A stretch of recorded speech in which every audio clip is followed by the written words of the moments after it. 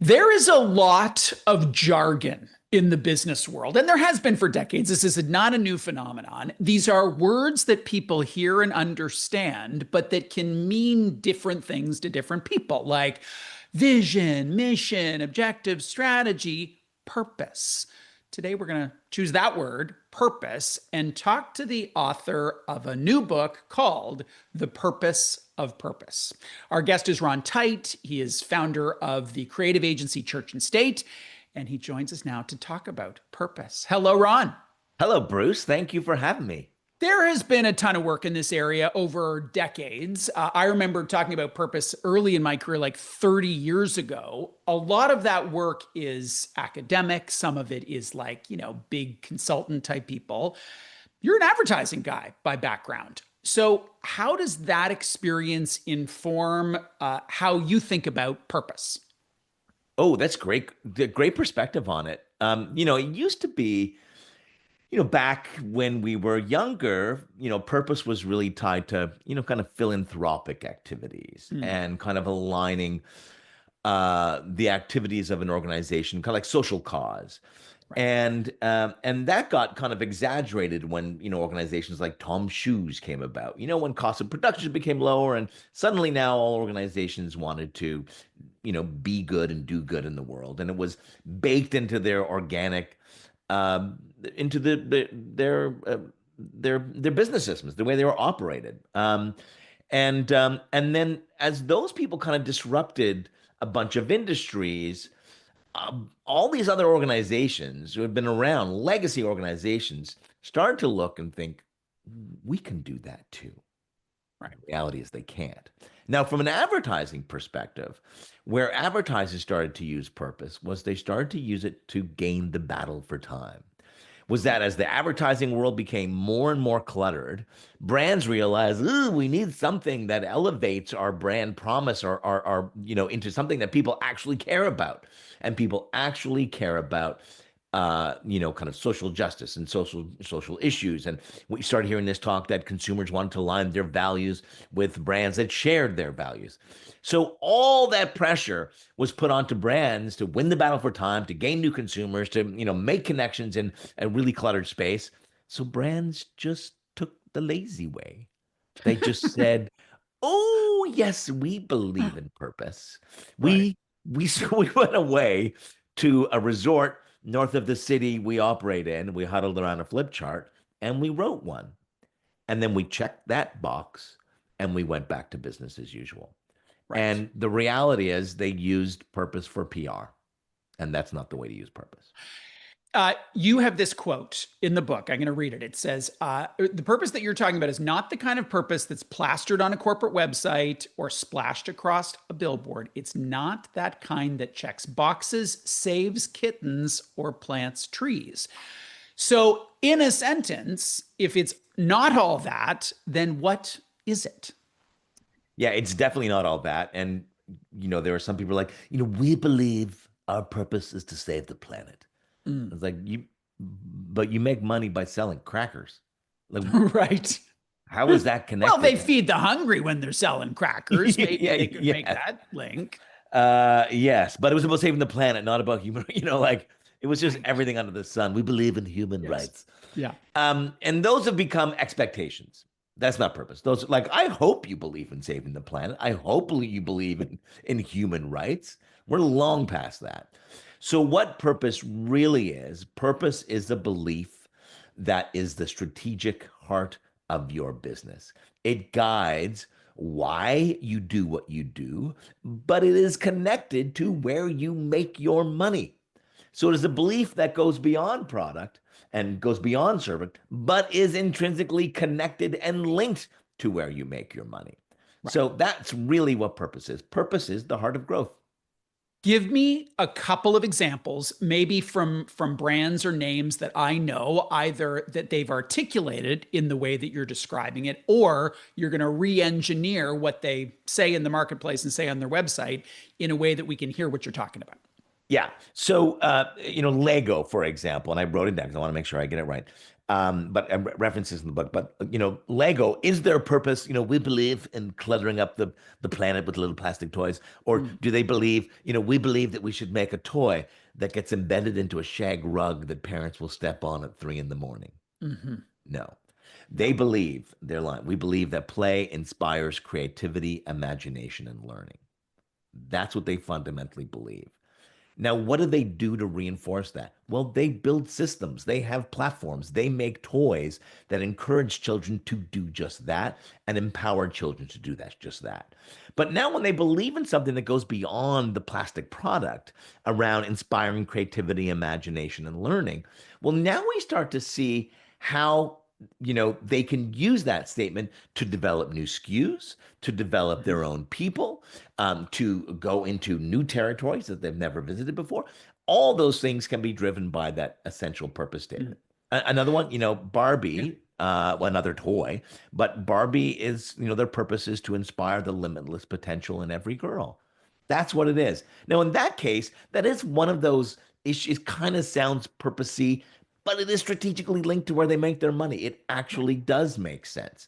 And so what do? They present inspiring women, not just the traditional Barbie, but other things, other Barbie stories, other Barbie worlds to inspire the limitless potential of every single girl out there. How do organizations make what you're talking about ownable? Because in an advertising context, that's one of the critical things is you want your copy to stand out. You want all of those things to differentiate you in the marketplace.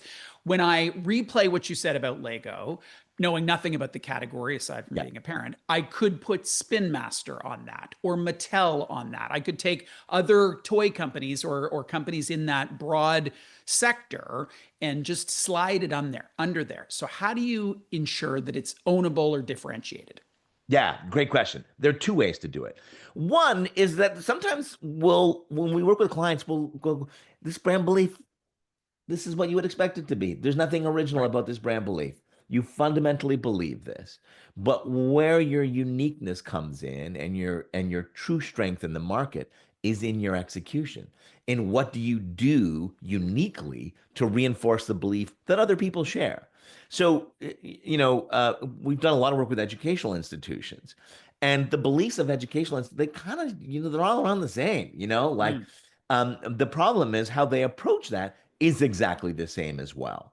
And so that what you end up with is just a massive sea of same, where it's a bunch of organizations all saying the same thing of what they fundamentally believe, but with little uniqueness in the way they deliver it. So you can either do it with a really unique belief that nobody else in the world has, or you can do it with the exact same belief, but really own the unique method of delivery or the actions that you take to reinforce it. Where does this model fit within a business to business context? Because you and I both have a background in traditional business to consumer, like packaged goods marketing. There's an ad, it's in a bus shelter, it's on TV.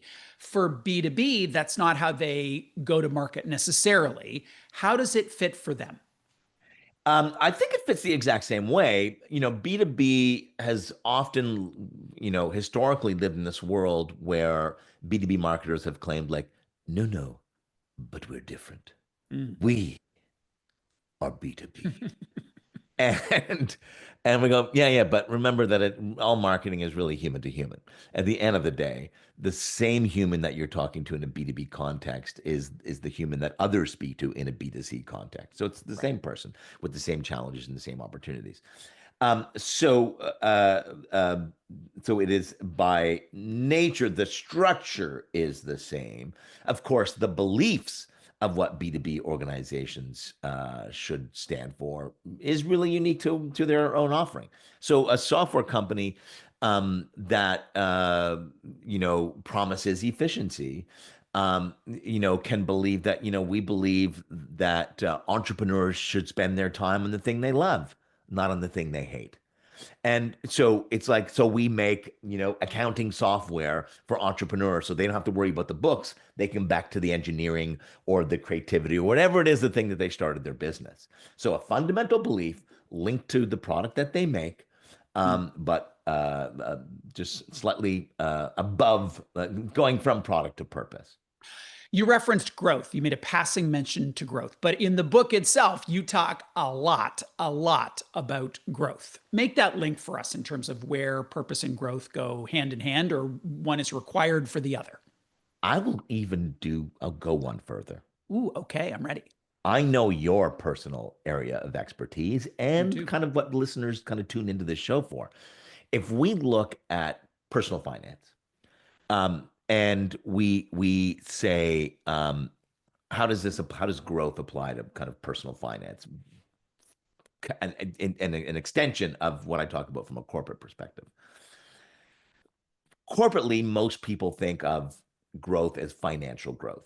It Mm, is market share, it is profitability, it is top line revenue, whatever financial metric they want to put in place. From a personal finance perspective, people think of growth as the exact same thing. They think of financial metrics. They go, it is about the size of my RRSP. It is about the return of my portfolio. It is about my cash flow on a monthly basis. And what is that? And how am I growing that? How is my nest egg growing? Or how is my mortgage payment decreasing? They use all those financial metrics as a proxy for growth. The reality is that's the wrong way to do it. And we've come through from a corporate perspective this years this kind of era of shareholder primacy. We took people like Jack Welch and we put them on a pedestal because they drove shareholder value. And the reality is GE was taken off Nasdaq in 2017. That if we only focus on short-term financial growth, we will manipulate the finances and the situations to achieve that while ignoring all the other holistic features and inputs that go into creating that financial growth. So if we just back out a bit and go, I'm going to, look at growth as personal growth. That's where growth starts. That when individuals commit to personal growth, when personal growth leads to team growth leads to organizational growth, mm, what do you get at the end of organizational growth? Financial growth. The right. same thing from a personal perspective. A lot of people go, I want my bank account to grow. I want my portfolio to do better. But then they kind of manipulate the financial situation opposed to going, hold on a second. My financial growth starts with personal growth. It Right. means I'm going to look personally at doing things differently, that I'm going to engage in different behaviors. I'm going to invest and learn new tools. I'm just going to change how I see growth as a human being. Mm. And at the end of that, you know, we can get a growth in finances. We can get a growth in fulfillment. We can get a growth in time spent with children. There's a whole bunch of different Mm. metrics that can be defined by that. But it starts with personal growth. You mentioned the GE example. I think you meant GE left the Dow 30, not the NASDAQ, right? Sorry, the Dow 30, Yeah. the Dow Yeah. 30. Yeah. Sorry, Just wanted that's to right. make sure that our listeners know I was listening. And so, This and I'm sure that's what you meant. this is what happens when you do an interview with the former New York bureau chief for Yes, BNY, I right? do know one or two things about those sorts of things. We're speaking to Ron Tite. He is the author of The Purpose of Purpose, his latest book. Uh, in a period of growth, economic growth, and this has been unprecedented stock market growth, economic growth over decades, that is not what the world looks like today. Sure, the stock market's holding up, but there's a lot of concerns about where we will be from an economic growth standpoint in the next year. How do you continue to think about purpose in a time in which organizations likely will have to lay off not insignificant numbers of employees? Who knows how that's going to unfold, but Mhm. how is this a framework that supports them in times of growth, in which things are, yeah, for sure they're growing, and in times of contraction? Yeah, it's happening all over.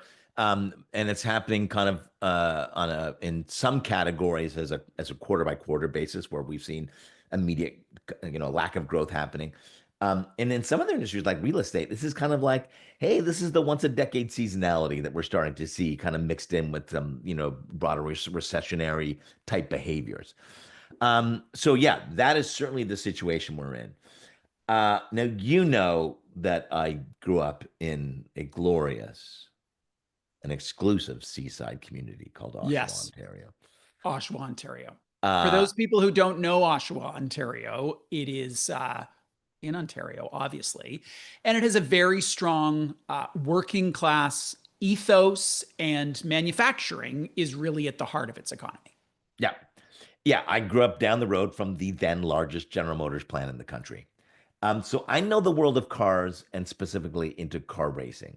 Now, if we look and take the example from car racing, um, what in my in my way of thinking, there are two parts to a race. There is the straightaway, and there are the corners. Now, Mm, when you're in a straightaway, the good times, there are no corners. It's really easy. You just put your pedal to the metal, right? Cash is good. Everything's going well. Pedal to the metal and you go. right. Now, the reality is no race is won in the straightaways. That's not where skill comes in. Races are won in the corners because that's where the professionals show up. That's where the professionals who have a plan for the corners show up and they know exactly what to do. So the first thing they do is they slow the car down as they enter the corner. They got to gain their bearings. They got to get a sense of what's going on. So they need to slow down a little bit and they need to ensure that the car doesn't go skidding off the road. So they slow down and they gain control of the car. The problem, though, is that the drivers who think they're just going to wait it out, those are the ones that lose. So the ones who win are the cars that accelerate in the middle of the corner. You accelerate in the middle of the corner. Once you gain control and you know exactly where you are, you accelerate in the middle of the corner so that you can leave the corner with great momentum into the straightaway. And it's those people who've handled the corners are the ones who really excel in the straightaway. So metaphorically, that's what we need to do. We're Mm. entering a period of corner and we're not exactly sure how long the corner is, how sharp the corner is. So let's just slow down and get our bearings. Now, when we look at accelerating in the middle of the corner, what does that mean?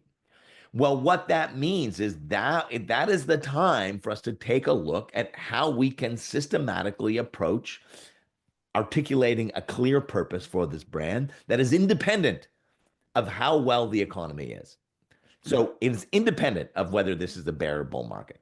Secondly, how can we grow our systems and our processes and our people during this downtime so that when we emerge from the corner into the straightaway, that we can handle all the business that comes our way because we're trained and we're empowered and we've got infrastructure and we've got systems and all systems are go. And the And third how, but part, how do you do that? How do you do that in a time of crisis for an organization? Because as I was reading the book, I think what's so clarifying is it really becomes a true north for organizations. Mhm. And in times of growth and accelerating out of the curve, it makes total sense. What happens when you blow a tire? Or Yep. you do a flip and you're out of the race for a period of time. How do you continue to manifest the purpose, operate consistent with the purpose, do all those things when the game has fundamentally changed? Your credibility with your customers is has declined. Your credibility with your employees is devastated because you just laid off X% of them. In those stress tests, there isn't time to double down on growth and coming out of the curve because you're barely surviving. Right. There are differences whether this is a lean operation. We're talking about a 5-person shop or a very small business. Well, then you got to stay in business. Like you need to do whatever you need Right. to do to stay in business. But for larger organizations who have a little bit of cushion, either with a heftier bank account with some savings in there, or with lines of credit, or that you've got a little bit more time and patience.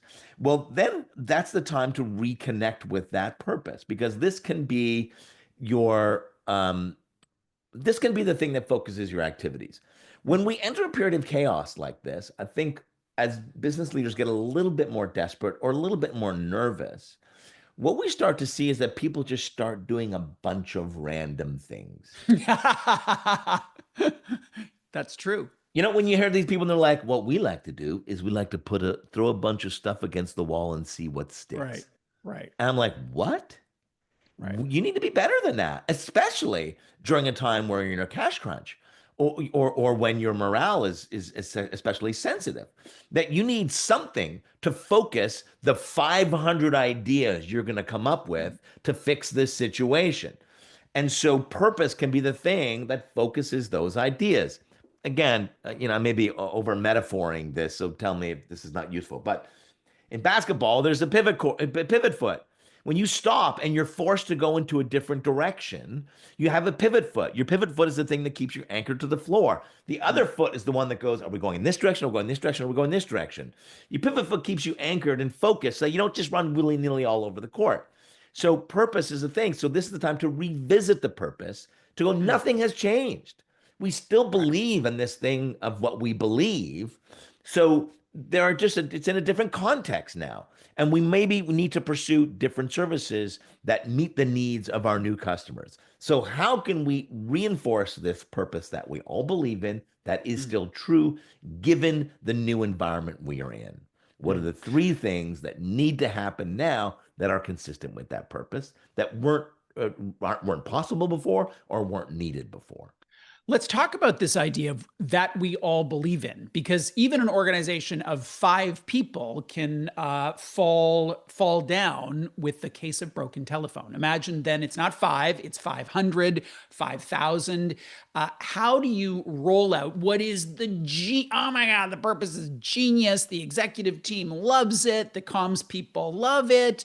But then you've got 2,000 frontline workers who see some disconnects between what is said and how they're actually engaging with customers. So what wisdom do you have in terms of that process? And I'm sure it's not one time, of unleashing that to the organization and having them live it. You know what? I think, and just your choice of words, it says everything about what the way most leaders think, right? Is how do we unleash this to the organization? And I think the era of the big reveal is done. I think that's the problem, is that a lot of leaders go, don't you worry, we're going to go away. We're going to solve this. It's going to be amazing. And we've booked, an all staff meeting for the end of the month where we're going to show you our brilliance. And so right away, you're delivering this thing that people have no context for. There's no background. It's the big reveal. And they either love it or they don't, or they call BS on it or they don't. So the first thing to do is you need to brand the initiative. Don't brand the thing. What it is, the pursuit of the purpose. Why are you doing this? It's Vision 3030 or 2030 or whatever it is, to say this is what we're doing. Secondly, every voice needs to be heard, at least from a representative perspective. So if sales or someone from sales isn't at the table to contribute their thinking, the default is I wasn't consulted, so therefore this must not be right. So people need a chance to be heard. They also, at the same time, need to be communicated in a very transparent way to say, we hear you. Thank you for your contribution. That doesn't mean because we're listening and we heard you that your exact words are going to find themselves in the final product, in the final purpose. We have 5,000 people who are contributing their ideas. We did this exercise with a college in Ontario who was going to become a polytechnic. They started off the entire exercise by branding it and by saying, we'd love to hear your thoughts. They got 3,000 ideas. Wow. And we combed through 3,000 ideas. And you know what we did? When it came time to launching the purpose, and we wrote the speech for the CEO, we pulled those exact lines. And Becky said this, and Tom said this, and Jim said this. So that was like, oh, people were a part of this. Yeah. This wasn't a senior leadership exercise. It was a total organization exercise. Really interesting stuff. Ron, that's the time that we have. Thank you for joining us today. Thanks, Bruce, and thanks to everybody for listening. Ron Tite is the author of The Purpose of Purpose.